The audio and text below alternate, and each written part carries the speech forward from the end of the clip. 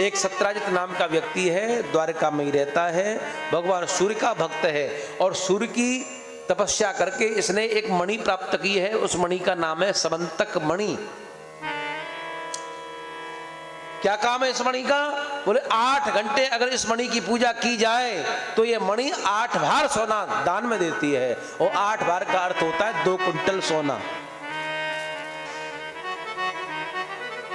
और चांदी की पायल वायल बनाने की जरूरत नहीं। हाँ ना ना, ना। चांदी के व्यापारी भी बैठे हैं ना कई। हाँ। अरे वहां तो 2 कुंटल सोना आता है साहब रोज। मार्केट भी नहीं जाना खरीदारी करने, अपने आप आता है। दिव्य मणि को प्राप्त किया। भगवान सूर्य नारायण ने कह दिया था इस मणि का अगर दुरुपयोग होगा तो फिर विनाश हो जाएगा। जो बहुमूल्य वस्तुएं होती हैं उनका सदुपयोग होना चाहिए और अगर कोई दुरुपयोग करता है तो फिर विनाश हो जाता है। ठीक है, दिव्य चमचमाती हुई मणि को ऐसे चमक रही मानो सूर्य के समान मणि को पहन करके गले में सत्राजित जैसे ही आया द्वारका में। द्वारकाधीश ने देखा, मणि के बारे में जानते थे वो तो पहले से ही, कह दिया ये मणि तो राज खजाने में जमा कर दो, ये तो बहुमूल्य वस्तु है, इसका अगर दुरुपयोग हुआ तो ठीक नहीं होगा। नहीं महाराज मैं नहीं दे सकता आपको, मैं आपको ये नहीं दे सकता क्योंकि मैंने तो भगवान सूर्य से प्राप्त करी है। कोई बात नहीं, तू नहीं दे सकता भैया मत दे, लेकिन इसका ध्यान रखना। एक दिन उस मणि को पहन करके उसका भाई प्रसेन जो है जंगल में चला गया शिकार खेलने के लिए। और शिकार खेलने के लिए जब जंगल में गया तो वहां पे एक सिंह ने जोर से दहाड़ मारी और पीछे से आक्रमण कर दिया, प्रसेन का वध कर दिया, चबा गया प्रसेन को, खा गया सिंह। और खाते खाते उसके गले में जो मणि थी ना, मणि जो थी, हाँ, मणि जो चैन में पड़ी थी वो चैन दांत में फंस गई। भागवत में वर्णन। अब वो दांत से चैन को निकालना चाहता था, कैसे निकले, वो तो फंस गई। अब बड़ा परेशान।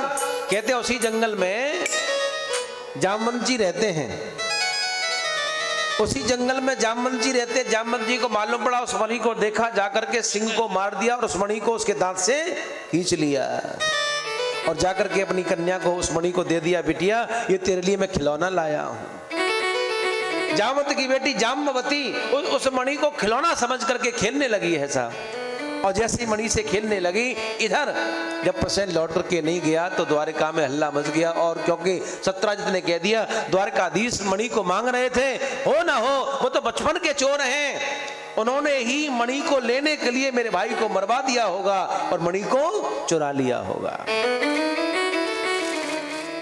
भगवान को बिल्कुल ठीक नहीं लगा। रुक्मिणी को जब मालूम पड़ा तो रुक्मिणी तो बड़ी नाराज भई। महाराज मुझे नहीं पता था कि आप इतने लोभी हैं, एक मणि के चक्कर में आप जीव हत्या भी कर सकते हैं, मुझे नहीं मालूम था। अगर मुझे ऐसा मालूम होता तो मैं कभी आपसे शादी नहीं करती।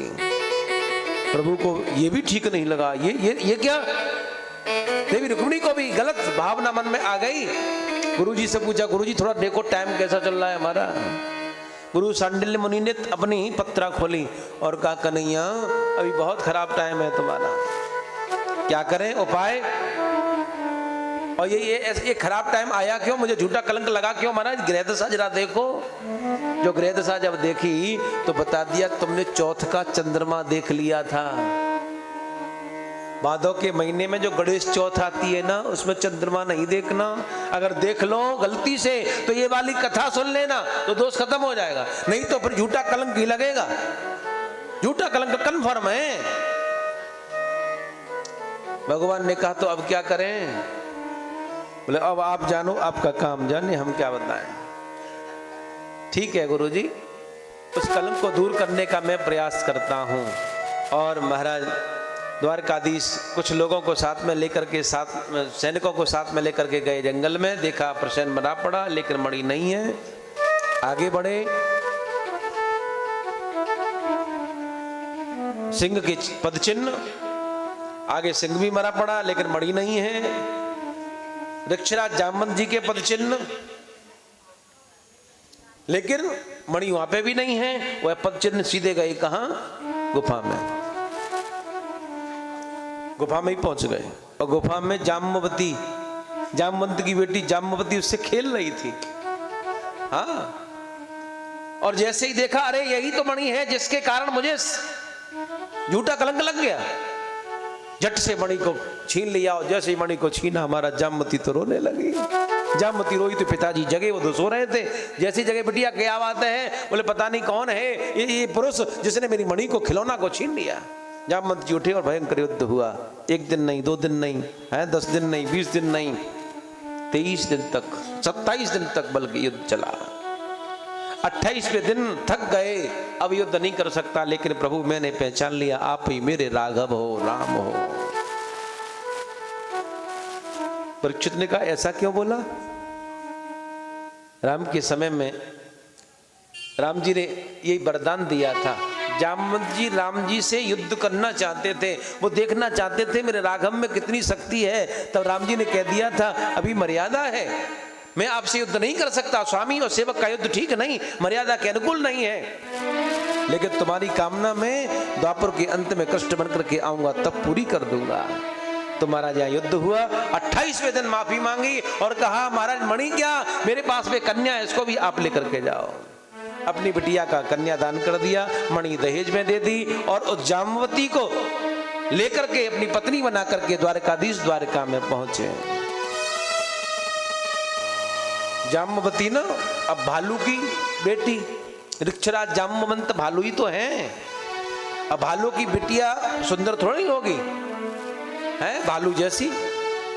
हाँ, द्वारकाधीश ने कहा पत्नी बनी है देवी, एक बात तुम मेरी सुनो ध्यान से। बोले हाँ बताओ महाराज। देवी रुक्मिणी जब तुम्हारा मुंह देखे तो तुम मुंह मत दिखाना, और जब देवी रुक्मिणी ये कह दें कि ठीक है मत दिखाओ, ज्यादा से ज्यादा क्या होगा, मुझसे सुंदर होगी, जब वो ऐसा कह दे तभी दिखाना है। बोले ठीक है। महल में लेकर के गए, देवी रुक्मिणी ने बड़ा स्वागत किया। द्वारकाधीश का दूसरा विवाह होकर के आया है, द्वार लिए गए साहब, और जैसे द्वार लेकर के और रुक्मिणी ने कहा अरे बहन थोड़ा चेहरा तो दिखा, शकल तो दिखा, नई दुल्हन का चेहरा देखने की रस्म होती है, मुंह दिखराई दी जाती है। हाँ, ये नहीं दिखाती, नहीं अभी नहीं दिखा। अरे दिखा तो सही, तुझे पता नहीं मैं तुझसे बड़ी हूं और मेरा अधिकार है, मैं पटरानी हूं यहाँ की, मुझे दिखा। वो नहीं दिखाऊंगी। द्वारकाधीश से कहा बोलो ना, इसको शर्मा रही है, आप ही बोलो। द्वारकाधीश ने कहा देवी तुम ही बोलो, अब मैं क्या बोलूं, क्यों नहीं दिखा रही, अब मुझे क्या पता। रुक्मिणी के मुंह से निकल गया हो सकता है ज्यादा सुंदर हो, जो सुंदर होते हैं उन्हें अभिमान होता है, ज्यादा सुंदर होगी मुझसे, इसलिए घूंघट में मुंह छुपा रही है। और जैसे ये बोला तुरंत जाम्बवती ने मुंह दिखाया, परम सुंदर हो गई साहब। भालू की बिटिया लक्ष्मी के समान सुंदर हो गई। इस प्रकार भगवान का दूसरा विवाह भी संपन्न हो गया।